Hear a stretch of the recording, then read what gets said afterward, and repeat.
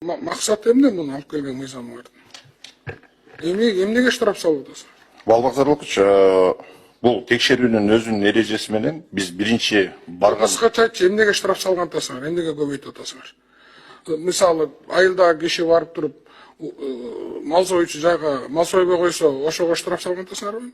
Эгерде коммерциялык багытта союз, эгерде өзүнүн личный пользованиясы болсо, эч кандай эме жок. Урматтуу туугандар, Кыргызстан айыл чарбасы өлкөбүз, биз мал жанды өлкөбүз, малды жакшы жегенди билген, малды өзүбүздүн нуждабызга көп сойгон өлкөбүз. Биз Европа эмеспиз. Биз мусулман өлкөсүбүз. Турцияда деле ушундай проблема бар, азыркыга чейин. Эми буга штраф сала турасыңар, тышка экспортко чыга тургандарга салгыла да. Алар деген экспортко чыга тургандар, урматтуу туугандар, алар и так эле хас болот, международный статус. Анын бардыгы сертификациясы болот. Ички рынокко 10 бука сойсо, ошону алып барып туруп жапкан атасыңар. Бул кантип болсун ушул? Ички рынокко эттин баарын баасын кымбаттатып, мен эмне үчүн бир 5 бука союп же 3 бука союп алып барып сатайын десем, ошону алып барып туруп цехтен сойдурушум керек. Бул элди кыйнайсыңар муну менен.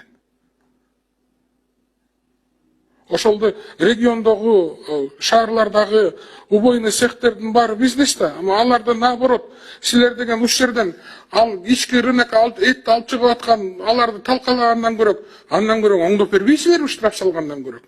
Субсидировать этип мына акча көп. Минсельхоз программа түзгүлө дагы кредит бергиле. Мына 1 жылга, 2 жылга моундай тип, мындай азыр биз деген бала бакча менен мектептерге өтпөдүкпү типовой кылып. Силер дагы мына 50 000 шаарга чейин, мисалы Тоң районунда, Баканбаевада 50 000 киши бар экен, Тоң районунда типовой проект мынакей. 1 миллион сом берем, бирок 1 жылдан кийин, 2 жылдан кийин бересиң деп коюп туруп жардам бербейсиң андан көрөк. Штраф салгандан көрөк, ошондой бойный цехтер салып бербейсиңер ар бир райондо.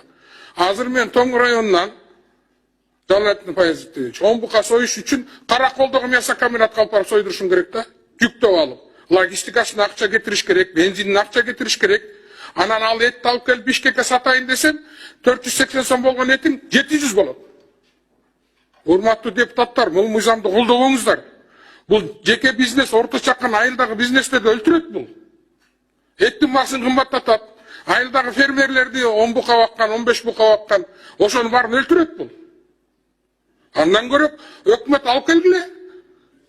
Айтып атпайсыңар, мына профицит менен чыгып атабыз деп, типовой алып келгиле дегиле, через айыл банк, 3 банкыңар турат мамлекеттик. Айыл банкыңар турат, РСК банкыңар турат, башка банктар турат. Мына миллиардтаган сомду айыл чарбасына берип атабыз, кээ бири албай калып атат, ошондон 1 миллиард берип койгула ушул убойный цехтерди оңдош үчүн. Бирдеме болсо эле штраф, бирдеме болсо эле жаза.